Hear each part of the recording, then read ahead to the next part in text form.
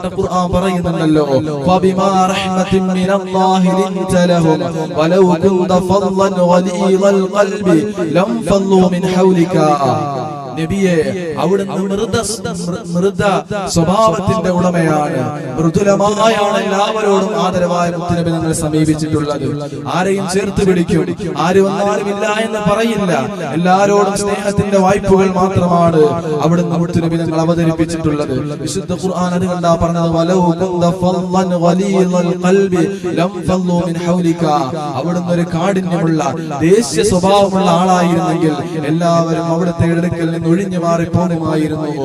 മറിച്ച് അവിടുന്ന് ലിന്തലഹും, അവരോടൊക്കെ നൈർമല്യത്തോടുകൂടി എല്ലാ തരത്തിലുള്ളതാകുന്ന പ്രതിപക്ഷ ബഹുമാനവും വകവെച്ചുകൊണ്ട് സ്നേഹത്തോടുകൂടി അവരോട് സംവദിച്ചപ്പോൾ ആളുകളൊക്കെ അവിടുന്ന് ദീനിലേക്ക് അടുത്തു വരികയാണ്. മുത്തുനബി തങ്ങളുടെ ഓരം ചേർന്ന് നിൽക്കുകയാണ്. എന്താ സുന്ദര